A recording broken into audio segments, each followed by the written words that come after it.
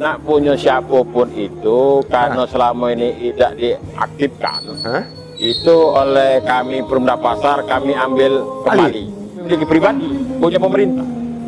Nah mereka itu hanya hak guna usaha.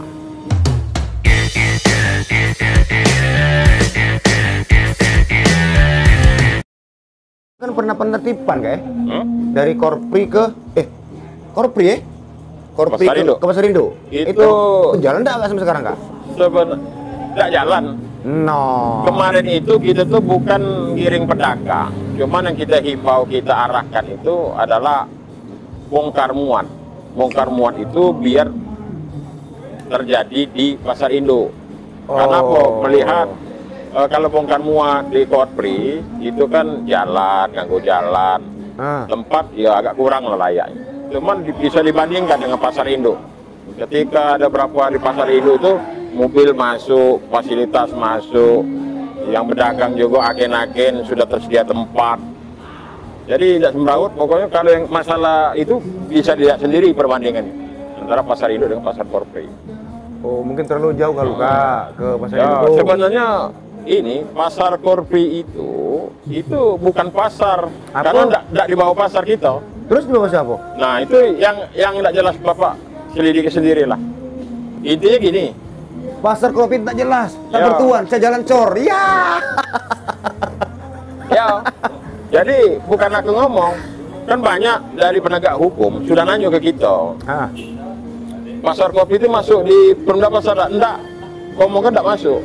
Karena enggak ada setoran dari Perumda itu. Karena memang bukan bagian dari Perumda Pasar. Ya. Mari.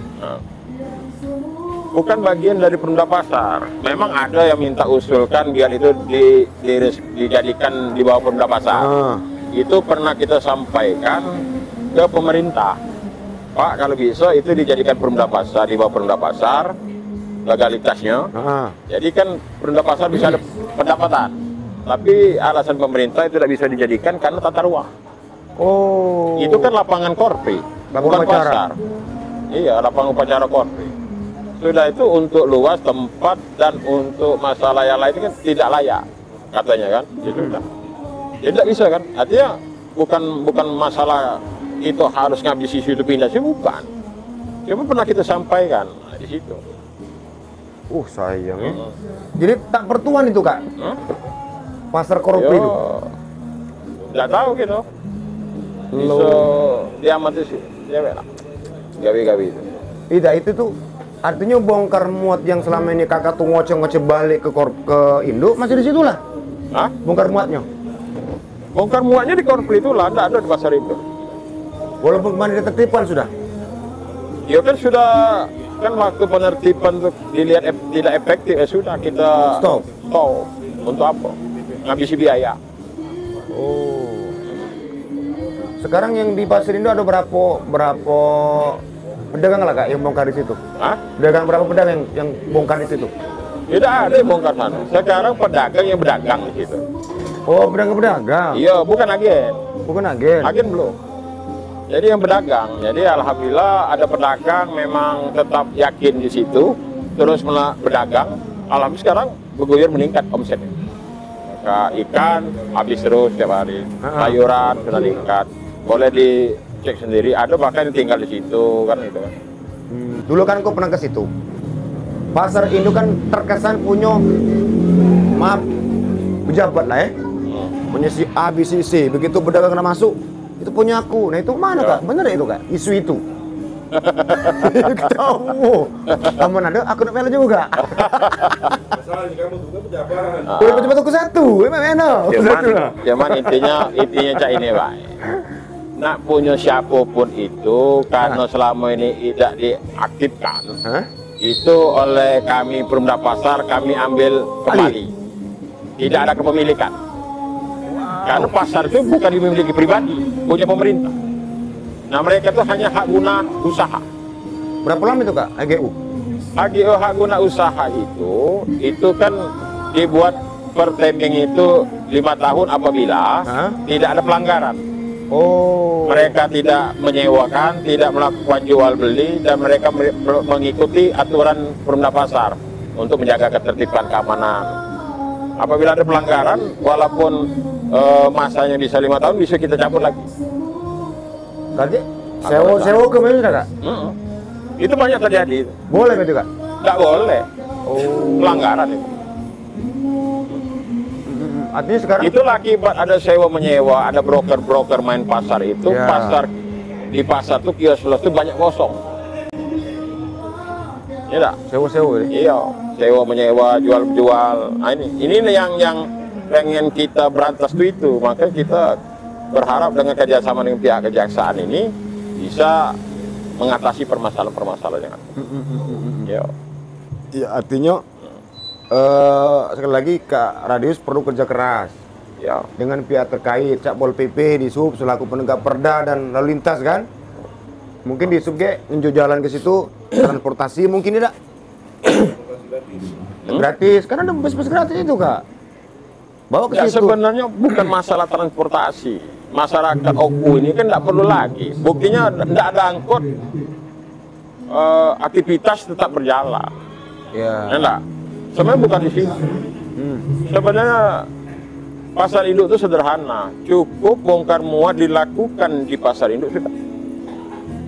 Oh. Jadi kan dengan adanya bongkar muat di pasar induk, jadi agen gelar dagangan yang datang pedagang-pedagang keliling. Sudah yang tuh pakai pedagang-pedagang gerobak di itu ya? kalangan ngambil di situ. Jadi mereka keliling lagi. Kan bisa berjalan. Iya, iya. Nah kalau itu terjadi, akibatnya sekarang boleh dipantau. Nanti kamu pantau di pasar Korpri, pasar atas, Pasar Poco, ya, pasar Poco, pasar baru. ya pasar baru. Kalau terjadi bongkar muat, seluruh pedagang membeli barang dagangannya, pedagang itu kan numpuk, itu buat macet. Itu kan yang banyak motor pakai tandu-tandu itu kan. Iya. Nah, kan banyak. Sedangkan untuk pasar atas, pasar baru itu tempatnya sempit. Iya, Korpri, mah itu lagi kok. Kan buat macet. Nah, sebenarnya di situ. Dan kita berharap dengan aktif pasar induk, mudah-mudahan mengurai kemacetan, karena konsentrasi massa untuk belanja itu sudah terbagi. Nah, Misalnya sekian ribu masyarakat yang ada di Batu Kuning, di Pusar, itu yang dekat dengan wilayah pasar induk, itu kita harapkan tidak lagi belanja ke pasar-pasar lain, jadi berkurang kan. Jadi masyarakat yang datang pasar tadi tidak terlalu banyak lagi, jadi otomatis bisa mengurai kemacetan, kesemrautan. Nah itu kita harapkan. memecah. Mecah. Tapi buktinya masih pasar baru tuh Kak.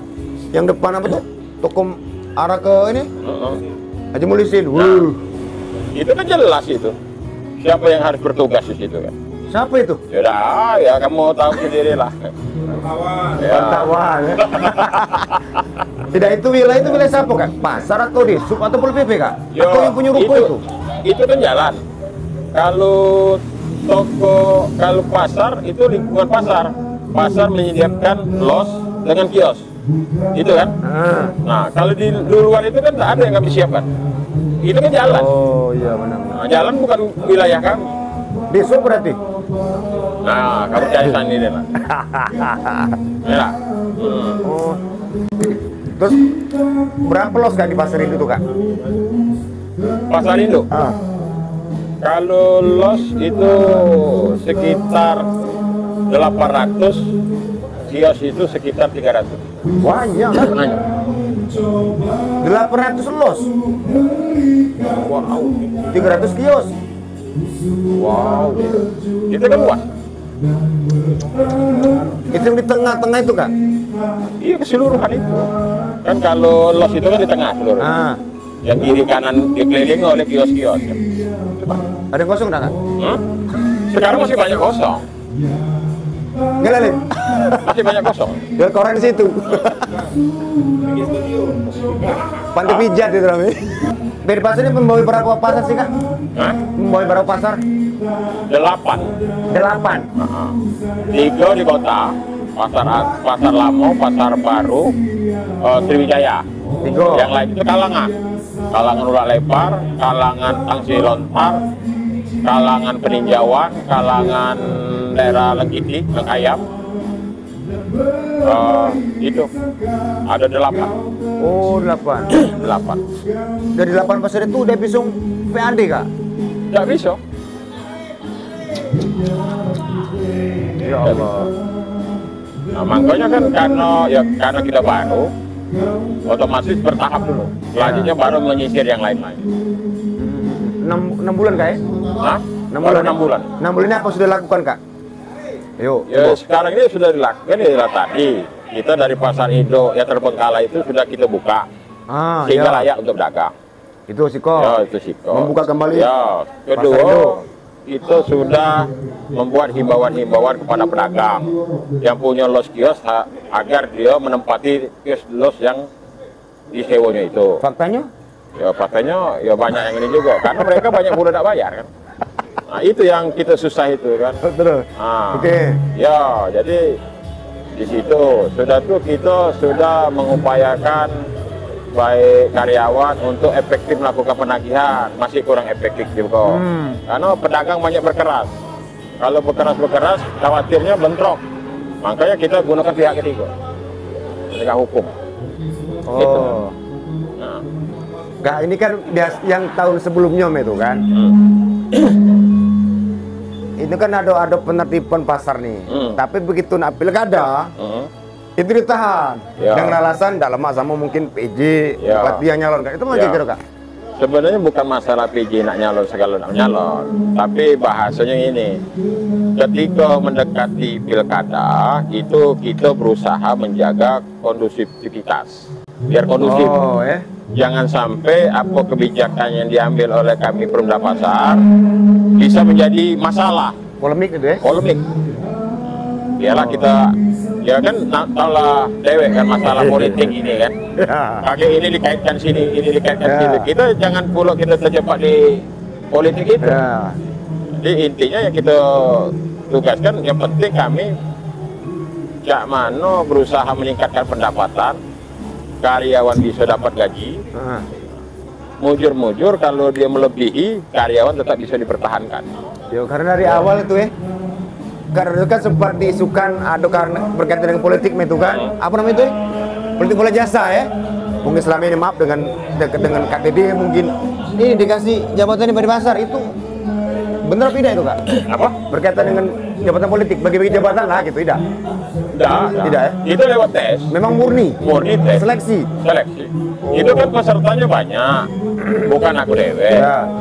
Itu ada 4 ya kandidat. Tes dilakukan. Sudah tuh pengujinya, ya bukan penguji ECC, itu asesor dari Bank Indonesia. Arti memang pengalaman. Itu yang penguji kemarin Unila ya? Dari Unila. Asesmennya tentang Unila ya? Iya, asesmennya Unila. Terdiri dari profesor doktor. Wow. Itu profesor doktor, tidak ada di bawah itu. Profesor doktor ini itu sudah job profesor. Tinggal nunggu wisuda jadi profesor. Jadi bukan sembarangan. Tapi dengan harapan memang Bupati melakukan itu, dia pengen ada terobosan ya? Iya, ada terobosan. Perubahan itu.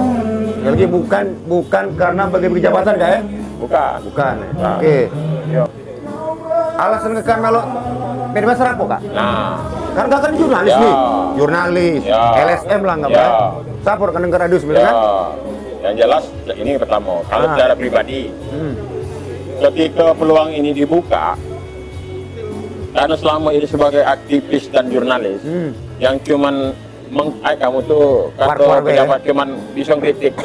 Nah sekarang aku pengen buktikan, yang dari basic itu cuma mengkritik, ngawasi.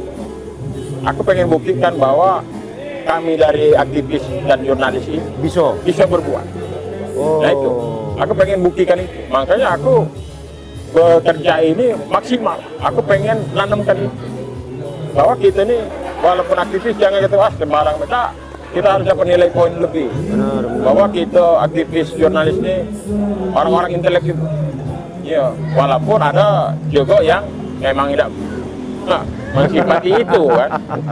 Jadi kita berharap setiap masyarakat dan pemerintahan tidak menyepelekan dari kawan-kawan aktivis maupun jurnalis, bahwa ada juga banyak juga kawan dari aktivis jurnalis memang yang benar-benar ingin ikut membangun, melakukan sosial kontrol. Benar. Nah itu makanya kita sekarang aku bekerja sesuai dengan aturan. Makanya aku terbuka. Ini misalnya ada apa tuh sewa menyewa, jelaskan ini tarif, ini jelas ini. Jadi ya kita tidak khawatir, ada penegak hukum mau ngawasi silakan kita buka. Karena apa? Kita pengennya apa ada. Jadi aku tidak khawatir kalau pihak-pihak penegak hukum mau ngawasi itu. Silakan. Untuk masa aku pakai sistem ini. Masalah yang lain aku tidak tahu kan. Intinya aku berusaha di situ. Makanya di situ sudah mulai kutertibkan. Misalnya salah satu contoh, pada waktu mengaktifkan pasar induk, banyak agen sudah nyewa tempat. Itu tak duit langsung ke kita. Jadi agen nyetor ke kantor masuk ke kas. Jadi bisa diaudit kan? Benar. Diaudit. Nah, kaki penggunaannya kan diambil, ada pertanggungjawaban juga dana. Jadi kita di situ mulai kita fungsikan. Ya tertib administrasi. Bukan berarti mentang-mentang direktur sekendak-kendak, nggak bisa. Itu kan bukan punya direktur, punya pemerintah. Punya pemerintah daerah. Cuma disuruh ngurusi ya. Ya kita diawasi, diaudit BPK, diawasi BPKP, terus itu. Itu sering ini baru selesai jelaskan apa tuh kuesioner dari BPKP. Dari BPKP kuesioner. Nah sudah kita sampaikan progresnya. Apa itu? Merugi. Kak, terakhir Kak, target pasar induk kapan? Apa? Hidup Kak? Kalau targetnya hidup, insya Allah mudah-mudahan tahun kedua. Periode kedua? Tahun kedua. Bukan periode, kalau periode itu artinya 10 tahun ya? 5 tahun kan, ber-10 tahun kenapa? Kalau kan paling enggak tahun kedua. Karena di sini kita sangka aku berpikir tahun kedua. Karena di Perumda Pasar itu masih banyak. Kita harus membuat payung hukum. Misalnya masalah penetapan gaji. Ya selama ini gaji karyawan itu tidak ada payung hukum. Setuju, standar, Pak. Iya, jadi kita harus tahu baru masuk sekian, jabatan ini sekian. Itu selama ini gaji itu sekian. Gaji toko. Kata direktur, juta. 2 juta. Nah itu tidak bisa itu. Kita harus ada panduan. Nah, regulasi aturan. Nah, makanya aturan-aturan itu, makanya sekarang ini aku menyibukkan diri konsultasi terus dengan yang pihak-pihak terkait, tata kelola Perumda Pasar, kemudian masalah aturan-aturan ketenaga kerjaan, sudah tuh aturan-aturan misalnya masalah keuangan, itu kita koordinasi terus dan membuat payung hukum itu. Ya selama ini tidak banyak dibuat itu, sehingga tidak jelas. Jadi selama ini juga banyak key performance indikator itu belum ada. Lah berapa tahun sih Kak PD Pasar berdiri? Kalau PD tahun 2009. PD Pasar? Perumda Pasar ini. Perumdanya? Kalau Perumda Pasar ini kan baru setahun perubahan.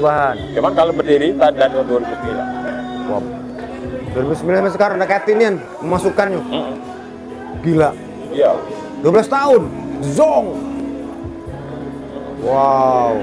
Ini sekali lagi ini PR besar untuk Kardius. Ya. Selaku mantan aktivis, mungkin sekarang masih aktivis. Kemudian jurnalis juga. Makanya aku berharap dari kawan-kawan aktivis dan jurnalis itu memberikan masukan, bukan sekedar kritik. Kalau kritik kaki kuno. Nah masa aku tuh kalau dengan kritik sekarang apa masukannya? Solusi. Ya enggak? Solusi. Ya aku bersedia sebagai dirut. Kita punya tempat untuk nak dialog.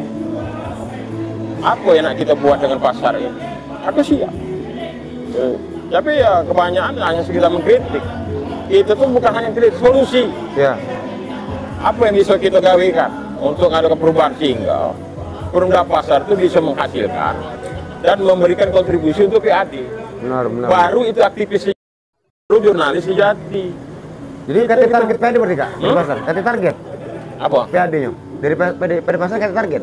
PD Pasar ini bukan, target itu pasti ada terus target pencapaian pendapatan. Berapa itu Kak tahun ini Kak? Hah? Itu itu Besar secara pasti ya kalau itu Miliaran? Hah? Miliaran sekitar 1,5 1,7. Setahun?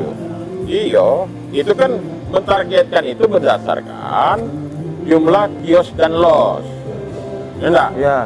Nah, jumlah kios dan los artinya kan namanya ditargetkan itu seandainya yang enggak bayar bagaimana penagihan. Kalau seandainya kosong, bagaimana kita memasarkan itu biar tidak kosong. Nah, dibuatlah target itu, tinggal pencapaian. Oke. Hah? Sampai tak kira-kira, Kak? Kalau untuk tahun ini aku yakin belum bisa. Mustahil, Mustahil, masih banyak pemenahan, baik dari sisi karyawan, sistem kinerja mereka. Karena selama ini kalau aku ngamati, bekerja itu tidak ada penilaian, indikator. Oh. Jadi karyawan itu harus ada indikator bekerja. Kalau mereka nagih, tagihan mereka berapa yang harus mereka dapatkan? Upaya apa yang harus mereka lakukan? Disiplin kerjanya baik dari mulai jam kerja, dari pagi atau sampai jam berapa, atau sampai jam berapa. Jadi permasalahan di situ belum ada itu. Jadi aku sudah ngamati sisi permasalahan, turun ke lapangan. Nah, artinya harus sudah mulai kita pakai itu secara profesional. Oke, Kak.